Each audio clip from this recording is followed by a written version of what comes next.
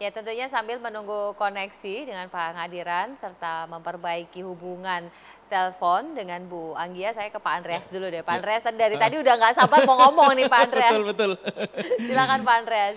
Iya, iya tadi Bu Anggi juga menyinggung masalah jalur ya, jalur distribusi, siapa yang mendapatkan keuntungan dan lain-lain. Itu sebenarnya sederhana kalau kita melihat data menggunakan MPP, margin pengangkutan dan perdagangan.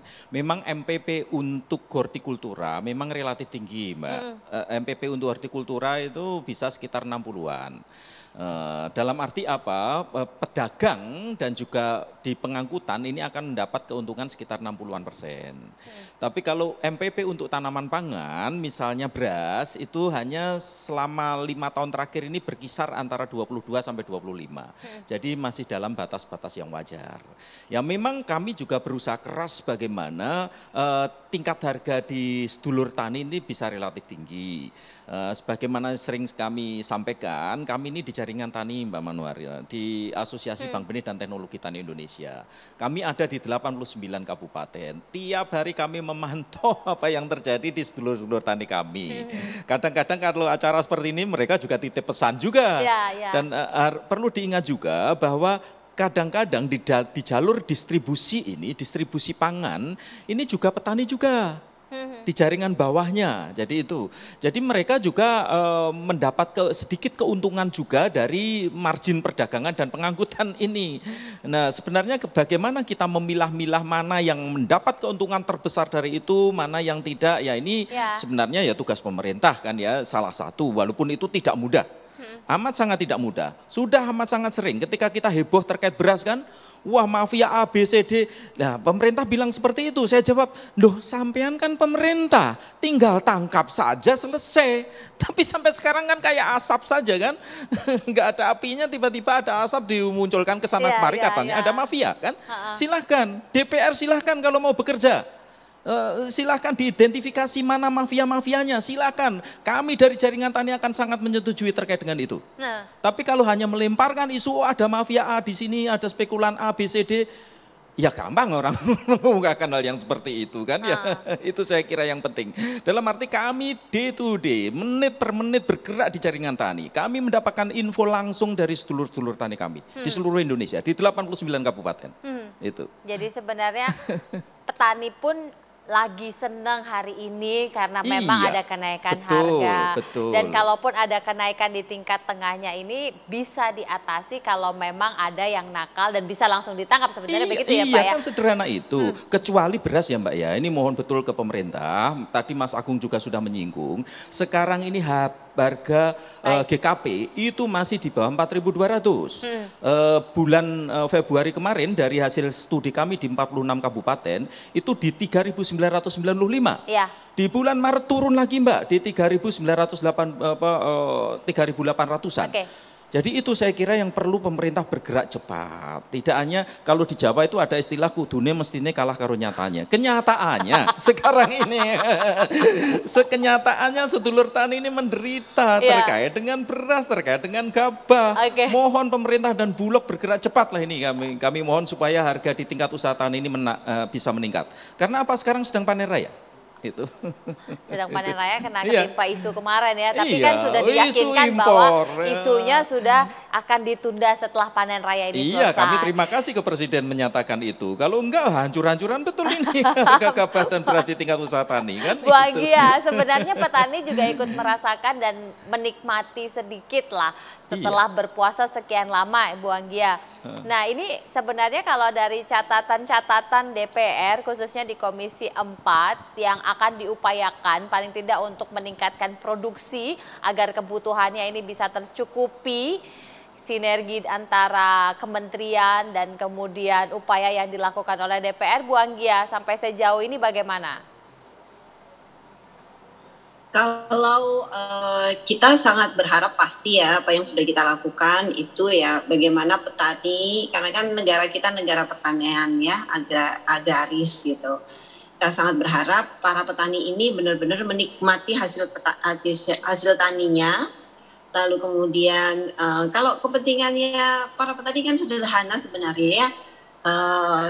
teman-teman sedulur tani juga pasti setuju itu, nggak neko-neko. Jadi nggak neko-neko, pokoknya cukup untuk makan, cukup untuk anaknya sekolah, cukup untuk sandang, cukup untuk bertempat tinggal gitu. Jadi itu saja, dan itu terjamin harganya, lalu kemudian kemudahan akses apapun untuk lahan pertanian. Itu yang kami harapkan. Ada beberapa hal, pasti banyak hal yang sudah kita upayakan ya di Komisi 4, terutama bagaimana meningkatkan apa yang sudah dilakukan oleh para petani, termasuk juga beras. Kemarin itu kan kita kalau ide atau wacana atau rencana untuk impor itu kan benar-benar menyakitkan hati petani, menyakitkan kami semua, kita semua, karena kan panen di depan mata. Rasanya kok tidak senonoh gitu ya, mau panen kok tiba-tiba mau impor gitu. Nah, saat itu juga kita minta, saya pernah minta juga data yang sudah didapati atau dipunyai oleh pemerintah, sebenarnya seberapa pasokan atau ketersediaan beras kita, kok tiba-tiba ada rencana untuk panen. Kalau sekarang sudah diminta, kan Presiden sudah diminta, udah ya selesai polemik tentang impor, lalu kemudian nanti dijamin bahwa setelah sampai Juni tidak akan ada impor, itu cukup melegakan, meskipun masih kita juga khawatir juga nanti jangan-jangan setelah itu pun juga kan kalau misalnya impor pun juga harus berbasis data bahwa ternyata ketersediaan dalam negeri itu kurang. Nah, itu yang harus kita lihat gitu loh. Kita sangat berharap Bulog juga benar-benar mampu untuk menyerap hasil panen itu. Gitu. Jadi bergeraknya saya setuju, harus bergerak cepat untuk bisa menyerap, karena ini di mana-mana sudah mulai panen nih. Ya. Gitu saya pikir. Cuman kan ini yang menjadi harapan banyak orang, kebiasaan dalam tanda petik naik harga ini kan bisa diatasi, Bu.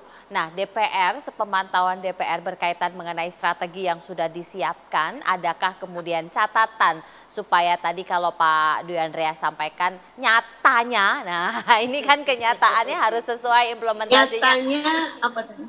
Ya, implementasinya sampai sejauh ini tuh seperti apa, dan agar target-target termasuk keinginan kita untuk swasembada dan tidak terus-menerus terombang-ambing dengan harga pasar yang karena kita kebanyakan komoditinya ini impor, Bu.